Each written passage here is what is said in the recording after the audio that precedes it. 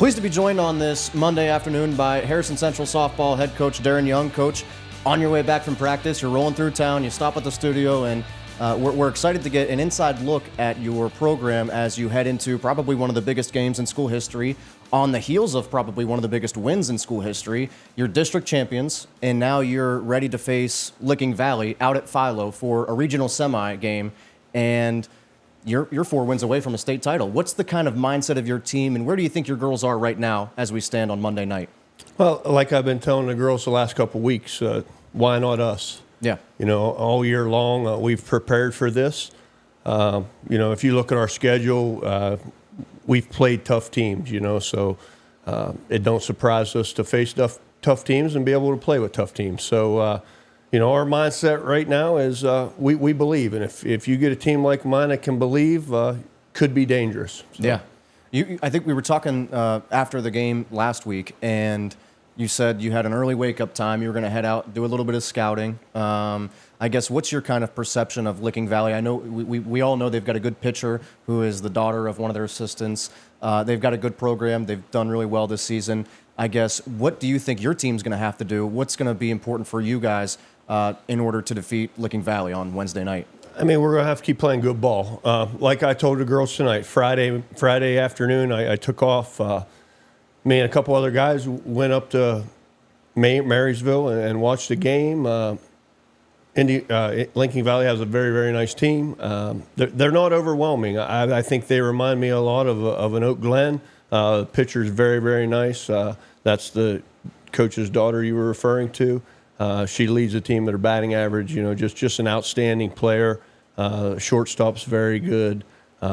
All-around good team. It also played in a regional final last year. That came up short, so they're hungry. And what a way to start, right out of the rip. Let's go right after the best team. Yeah. You know, you got to beat them to go to Columbus to begin with. So let's get at it Wednesday. Do you sense that it was? I guess what was your perception of your team and their mindset following the win over West Holmes for the district title game? And it's like, you know, I find that it's probably human nature to be, I guess what I'm trying to say is you're going to have to prevent your girls from, I guess what you would call a hangover after a game like that. And, you know, everybody's up, everybody's is excited, the whole county's excited for the team and the program, but you've got to get those girls focused and locked back in on this game coming up. How have you, you know, what have you noticed from your girls at practice so far? Well, I mean, that's the first thing, you know, a lot of emotions, you know, Thursday. I mean, that's a big win, biggest win in my program's history and biggest win in school history. So, you know, I gave the girls Friday and Saturday to kind of enjoy it, take a couple of days. The weather wasn't going to be real good. We had rain coming, so they were able to rest up, and they got to work yesterday afternoon and hit a little bit, and we had a pretty good 2-hour practice today, and we'll have another quick one tomorrow and be ready to roll Wednesday. So just keep everything the same. This time of year, we're in a routine. We do the same thing every day. Yeah, so I guess you're not probably really big on playing up the opponent, playing up the game. You know, the magnitude is probably bigger. The stakes are higher. But, you know, for you guys, I'm guessing it's just do what we've done all year to get to this point and treat it kind of like a regular week. Exactly. That's exactly what I told the girls tonight. You know, before we went out to practice, you know, we had a little 10-minute talk and you know, kind of scouting report on what I seen. And, you know, it comes down to us playing ball. You know, like I told them, you don't get to the Sweet 16 by being bad. Every team's good. There's going to be players there. So it's going to come down to who makes the plays and who hits the ball. Yeah, and I think worth noting for a viewer that might not be aware, first Sweet 16 appearance in school history, coming off the first district title in school history. It was a monumental evening in Cadiz on Thursday. And I guess from that, you talked about perhaps biggest win in your program's history, your time at Harrison Central. For those that might not be aware, what does your journey from, you know, maybe your days in high school all the way up to this point? I know you talked about playing baseball. You've been a baseball guy your whole life. Yep. And I guess, what is the road that led you from where you were to where you are now as the head coach at Harrison? And you're about 10 years in at this thing? This is 10 years. We had 9 seasons with the COVID year. Yeah, year number 10. You know, I was a baseball guy. I played baseball. I played baseball at St. John's. Cadiz back then always had really, really good baseball teams. Donnie Madzai, St. John's would come up and play really, really good baseball games with Caddis. So I was coached by Tom Sleva. That's kind of who cut my teeth with coaching and kind of my philosophy and my mentality. Tom Sleva, Lefty Hall, those guys, they were tough. They were good baseball coaches, and that's who I learned from. After graduation, I went back and I coached some with Tom. Had an injury, played in the OVBL for years. Had a great career there, and then I had 2 daughters. And when you have 2 daughters, they get into softball. So I think Madison was probably like 12 years old, and we had watched Katie Elsey. Everybody here knows Katie Elsey, the great pitcher at Harrison Central. They wanted to play softball like Katie. So I think we got to start playing travel ball. We got to start doing things. Yeah. So Madison tried out for the Roadrunners organization, and that was kind of like the start. That was she made a team. I watched them that summer. I learned so much. Rick Sherman and those guys, just they had a passion for softball I'd never seen before, and that kind of lit a fire. And then the following year, I started coaching with those guys, and they taught me the game, because it's different. Right. I mean, like I said, I was a baseball guy. I swore up and down it's the same thing, but it's really not. It's a different game, starting there, it lit a fire in us, and it's been all uphill from there. So. And I think one of the things we were talking just maybe 10 minutes ago, I mean, you hit the ball, you run the bases, and about that's maybe where the similarities stop between baseball and softball. That's very much a zoomed out view of it.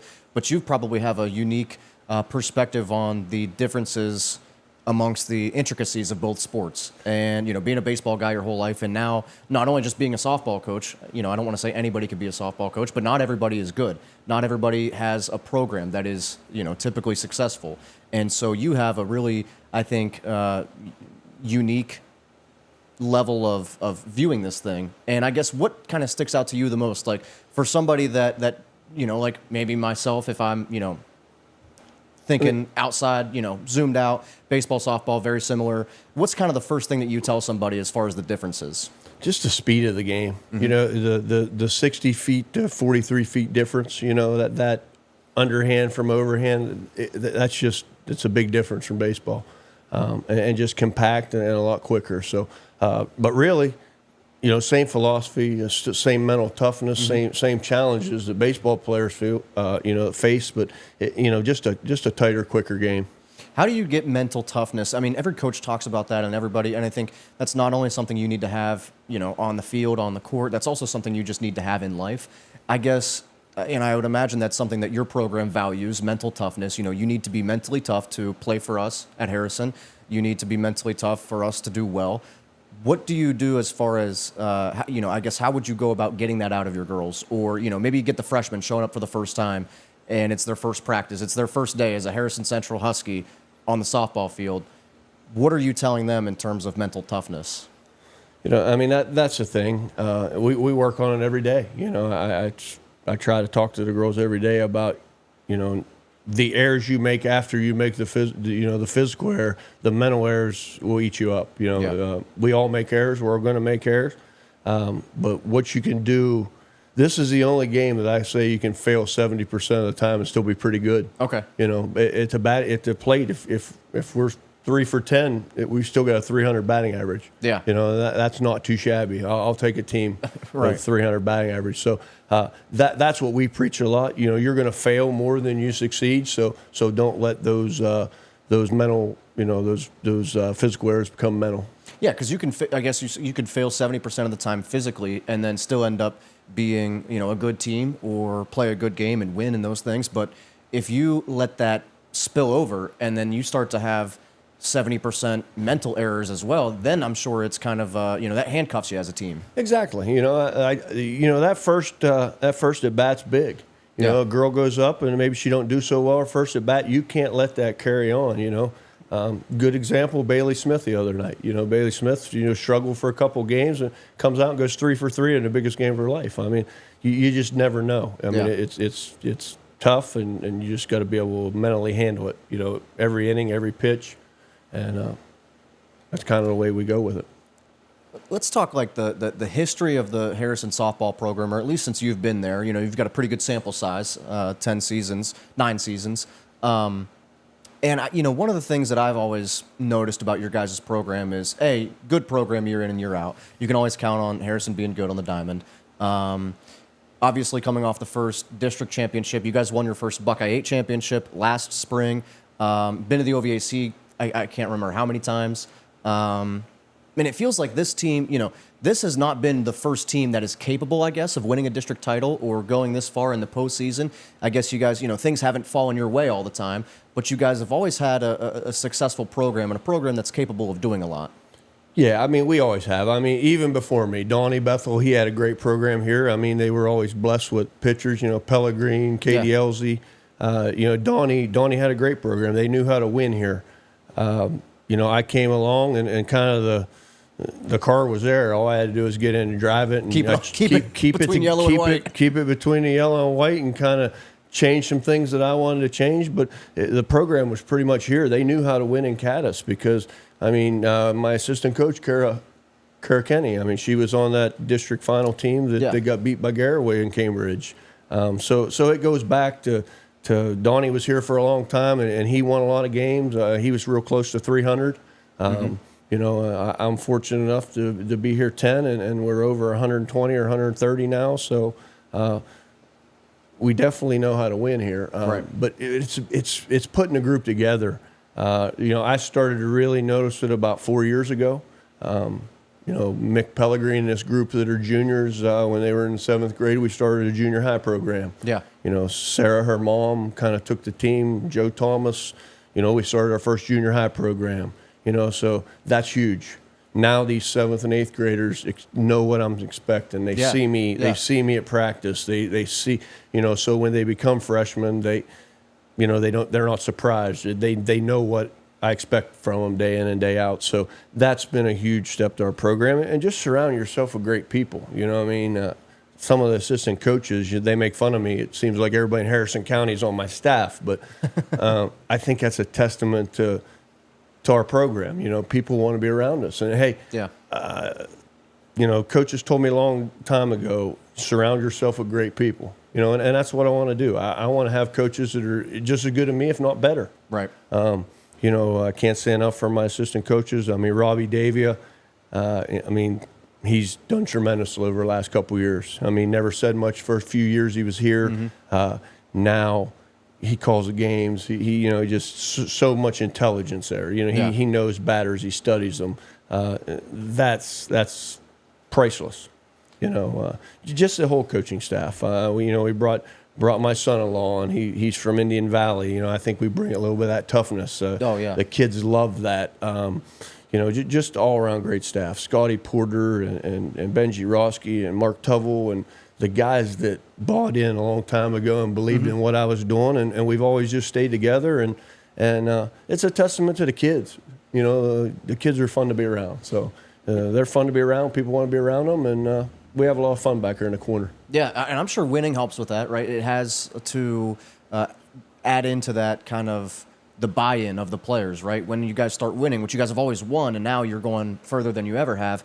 And, girls walking around the school, girls in 7th, 8th grade, they see that and they think, I want to be a part of that. And then it gives people more of an opportunity to kind of recruit the hallways. You send your players out there and, they're bumping into their classmates and they're saying, why don't you come out? And things like that. Winning, I'm sure, helps with that, as well as having a winning mindset as a program. Exactly. It does. Anytime you're winning, life's good, But we do win our fair share of games. But, we wanted to win championships at Harris Central. 10 years ago, when I came, this is goals we wanted to do. Mm-hmm. And we're finally here. And I think it's a total team effort. The community's behind us, the school. You look at the facilities we have. It's just top of the line, Well, I've always said here in Harrison County, there's buy-in from the entire county, the entire community into the youth, and that's something that's always special to see. And one of the things you mentioned, you kind of had to just take the wheel from Coach Bethel and, just kind of keep it on the tracks for a while. But you said you change a few things, make it yours. Leave your own fingerprint on it. I guess what are some of the staples of a Coach Young softball program that maybe let's say you snap your fingers and you're a coach somewhere else tomorrow, just hypothetically.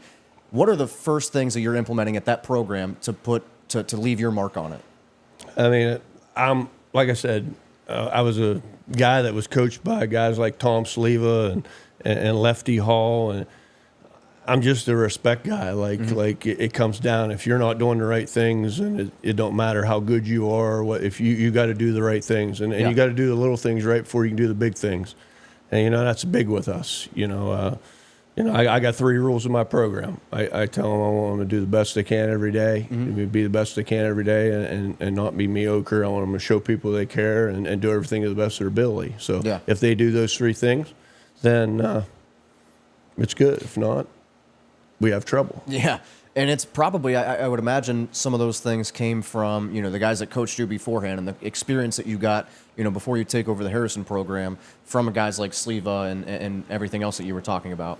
Yeah, I mean, like I said, you take a little bit from everybody, and it was real funny. A couple weeks ago, Coach Sleva just got his 500th win. Well, the St. John's team, that was the first year he coached. Okay. That was the first year he was a head coach. Yeah. So that was my senior year, so that was actually a pretty cool picture. But just those guys. To this day, Tom Sleva is not Tom Sleva to me. He's coach. No matter where I see him, whether it's uptown or at a baseball game at Harrison Central, he's coach. Yeah, and he'll always be coach. So it's just a respect factor that we've had and we grew up. I kind of grew up with, and I think it's good. What are some of your favorite? If you think back to your time at St. John's, what are some of the memories that stick out to you about playing for them? I mean, that senior year, and I tell the girls all the time, and this is the first time. It was funny. I told Jaden Pellegrini, I said I had to put an itinerary together for the week, and my itinerary is we're going to leave Wednesday at about 1:30, and we'll be back hopefully Friday for graduation. If not, we'll do your speech from the dugout. And she looked at me kind of funny, and I said, that's just kind of the mentality we have. That's what we're going to do, and. The most special thing for me was I played a baseball game on the day we graduated high school. We played in the regional final game against Worthington Christian. Got beat 4-3. And I remember I had my baseball uniform on underneath my cap and gown and with eye black on. That was probably one of the best memories I had. And I tell them girls I want them to experience that. So hopefully we can pull it off there Friday. Yeah. And I guess if you're looking ahead and you're kind of like looking at the different brackets that are out there and everything, I guess I'm kind of ignorant. Who's on the other side? Should you defeat Licking Valley, who are the other teams that are playing in the other semifinal? The 2:00 game, Gallia Academy, I believe, and John Glenn will play the first game. Okay. And then us and Lincoln Valley will play the 5:00 game. So John Glenn, they just defeated a good Beaver local team that this season won the OVAC and the Buckeye 8. Lots of talent up there. And John Glenn put a 9-0 performance on them. Definitely. John Glenn's, they're tough. They were good last year. Everybody returns. And again, Beaver, I don't know. I'd really like to see that game. I'm kind of anxious to watch it back on film. I never saw that coming. Yeah.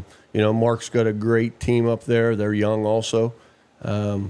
Maybe nerves. You get in a big district final game, Mark's not used, they're not used to being there. I mean, trust me, we've been through that for years here. Yeah.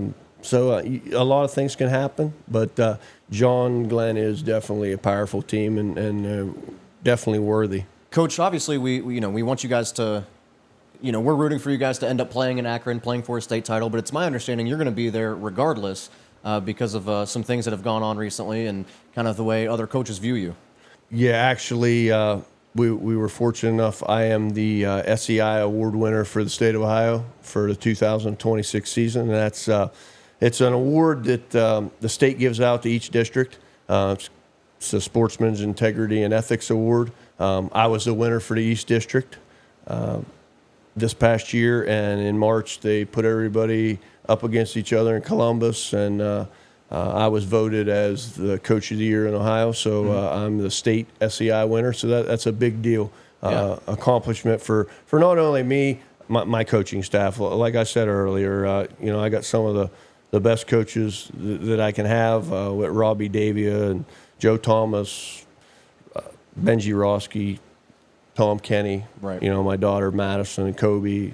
The list goes on and on. So it's definitely good for the program and good for the team. Get Harrison County some recognition, and of course get Harrison Central some recognition. So always a good day when we can bring an award back to Harrison Central. Yeah, and we congratulate you on that. That's awesome stuff. And I think it speaks to kind of the integrity, I guess, of your program. It says a lot about your program to kind of receive something like that in my eyes. It does. It's You guys overwhelming. care about the right things, do the right things. Exactly. It's overwhelming that first off, I was nominated for the award by my peers and my coaches, and then to get it across the state of Ohio is it's pretty nice. Yeah, I'm sure that's a big bucket they're pulling from. There's Yes, a lot of- every school in the state of Ohio got a chance. So Yeah. every coach that's been a coach 10 years is eligible. So it's not a short list. Yeah. Well, and I think, that speaks to not only the program, but also community. And community is something I think we talked about it earlier, especially around here. There is such community buy-in from Caddis, from Harrison County in general, into the youth, into youth sports, into everything else. And it seems like that's a really good marriage between the athletic programs at Harrison Central and the community at in Harrison County. And, you're somebody who's got a lot of, I can tell community means a lot to you because, with your companies and things like that, it's like any event that happens around Caddis or Harrison County, or even beyond that maybe, you see D&E Electric. You see that, you're plugged in and you're really all about investing in the community as well. Exactly. I mean, it's all about giving back. We've been very, very fortunate. Erica and I have been very fortunate to have a great business, raise 2 kids in this county, and they're grown, and now it's time for us to give back. And we always like supporting the kids because people supported my kids, and people support me and my business. So I mean, if it wasn't for the people in the county and the fair over here and everything that we're involved in, maybe D&E Electric wouldn't be what it is. So like I said, no matter if it's softball or what, the community support around here is tremendous. Yeah, I think that's one of the great things about a small town and a small community and just kind of the rural places and in a place like Ohio, just kind of that togetherness that everybody feels.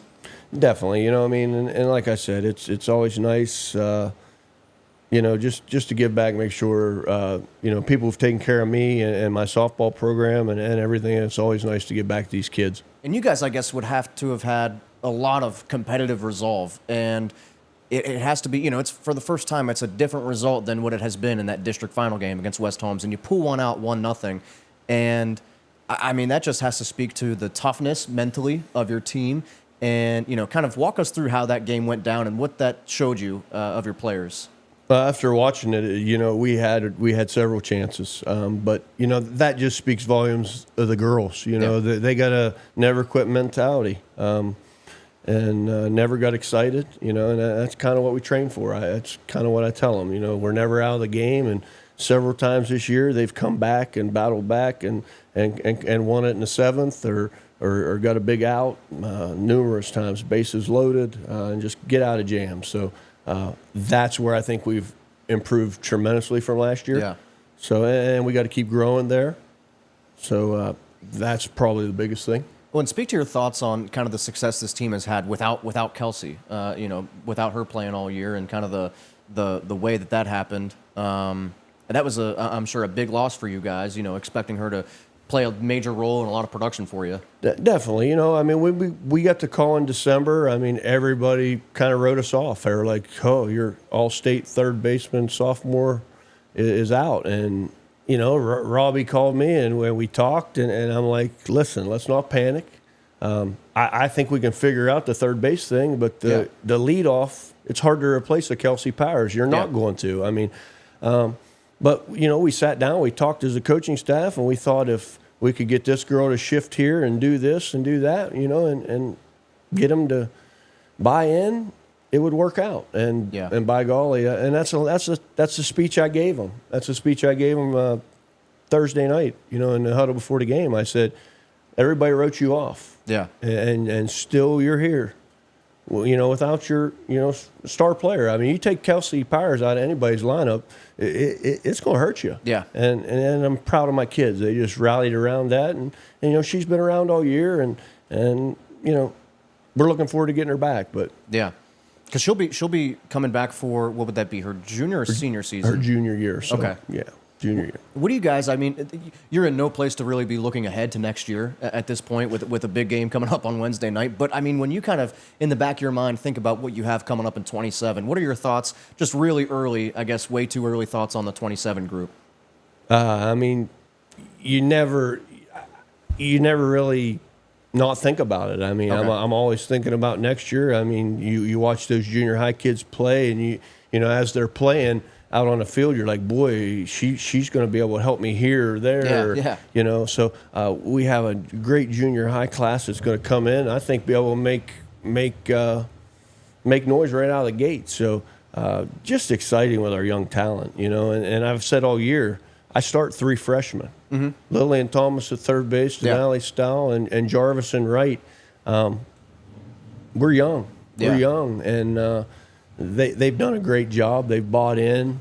At times, you know, and I told them early, I said, at times you're going to look, I'm going to throw you to the wolves, and you're going to look like a deer in the headlights. And they did, and they had a lot of growing pains. And I think the best thing that helped those young kids was going to Sims Valley and seeing that kind of talent, and I think it really paid off. Well, and you're pretty plugged into the junior high program and the youth programs and everything. That I don't even know who it was that was telling me they saw you at. I think it was a junior high game, and you know, I think that just kind of speaks to, you know, you want to make sure that you know what you have coming up, and it's also that sense that, you know, you're invested in them. They're invested in, you know, eventually the high school softball program, things like that, and that just speaks, I think, to how important the youth programs are to you. I mean, definitely. I mean, that's our feeder program. I Yeah. mean, and it all changed. You know, 10 years ago, I thought to be successful, we had to have a lot of kids playing travel ball, a lot of kids playing rec ball and travel ball, and I'm to the point now. You know, Joe and some of those guys have travel ball teams from 8 years old all the way up to 14U, and my kids are playing 30, 40 games, and that makes a difference when you got a feeder program that's developing your kids and getting games all summer long. It's priceless, and that's where it starts. Yeah. Well, you're busy with that. You're busy with, you know, I think that's part of the things that comes with, you know, being the head softball coach and being the leader of a program, is being invested in the feeder program. But also, I mean, D&E Electric, also a partner with us at Harco Media on Dirk's show, and we appreciate you for that. But then, I mean, several other things. You've got livestock, and you're pulling trucks and all these different things. And it's, you know, you could almost name any kind of activity or any kind of thing you could be involved in. And it's like, a good chance Darrin does that. I guess that's got to, in my mind, the first thing that I think of is time management, workload management. You kind of live your life, you'd have to imagine, in buckets in a way. Yeah. I mean, I do. I'm a competitor. You know, anything we do, we do it to the fullest, you know, whether it's, you know, showing cows or pulling the truck or softball. I mean, it's 90 mile an hour. Yeah. So it keeps us busy. It definitely keeps us busy. You know, I tell the girls, if, you know, people look at your work ethic, you know what I mean? Or people saying, how do you get everything done? Yeah. If they're asking you them questions, then you got a good work ethic. So, I mean, I just try to give a good example to the girls. We're always involved. My wife's always around the program, you know. Just try to show them that hard work pays off. Because I laugh. I tell them all the time, I'm not near as smart as they were. These kids are way, way smarter than I was. I went to school and only eat my lunch, you know, and play baseball. That's the only reason I kind of went to school. But just if they got a good work ethic, they're gonna make it. Well, and you've got, I mean, the way that you spoke about your staff earlier, you've got a heck of amount of trust in them that they can, you know, do their part as well, because it's not just the head coach running the program, it's the staff and all the work that goes into practice. I think whether it's a softball team, a football team, a wrestling, whatever it is, the real work is done. You know, what you see on let's say Wednesday night, that is a product of the hours that you put in after school every day. You know, working on that thing until it's right, and, you know, different drills, and then you're going team and different things like that. And you have to have a large amount of trust in your staff to get that done. Yeah, I mean, you don't win championships in March, April. you win championships from July to the next February. Yes. So, it's my whole staff. My daughter, Madison, who played for me, is on the staff. Her and her husband, Kobe, they run our summer program. They have the girls in the mornings lifting weights and doing things. I mean, it's a year-round grind. I mean, it really is. And we try to mix everybody up with volleyball and basketball. And I encourage the kids to play. Okay, I talk to a lot of college coaches, and they don't want to see one-sport athletes, you know what I'm saying? So I encourage the girls to play volleyball, to play basketball, and we'll make time for softball. I mean, and a good example of that is Mick Pellegrin. Okay. I mean, Mick Pellegrin's a 3-sport athlete that plays volleyball, is pretty good at that, and a decent basketball player, and still makes time to come over and pitch in the winter, right? And go through the cage, and it just, if you want it, you'll make time to do it, and that's kind of the same way with me with everything I'm involved in. So, and I think I think she's a great example of dedication. The kind of dedication that she has to the craft, whether it be whatever sport it is. And correct me if I'm wrong, she's senior this year, correct? She's junior. Junior. Oh boy, I don't want to play you guys next year. No, I'm telling you. Mick Pellegrin, I've coached a lot of good ones, and I've never seen a girl that's just she when she turns it on, she's got a work ethic like I've never seen. She's our bulldog, and that's what we call her. And sky's the limits for Mick. Yeah. Well, we hope the sky's the limit for your guys or your girls coming up in the regional semifinal. That's at Philo. What are you going to take? The 22 down to Cambridge and then get out that way? I mean, it doesn't matter we how might you go get out there. to 70. I think we might take 70 out to Zanesville and then shoot off to Zanesville. We're going to leave Caddis around 1:30. Try to get there, catch the last couple innings of the first game, and then settle in and get ready to play. But we're not going to do anything special, like I told the girls. Just kind of roll through it. I know it's a pretty scenic drive down there, and I just hope for you guys that the drive back, even though it'll be dark probably, I'm hoping for you guys that's even better than the drive out there. And Definitely. We're wishing you guys luck. Well, I appreciate it. Thanks for all the support, and we'll go try to get us another one. All right. Appreciate your time, Coach. Thank you.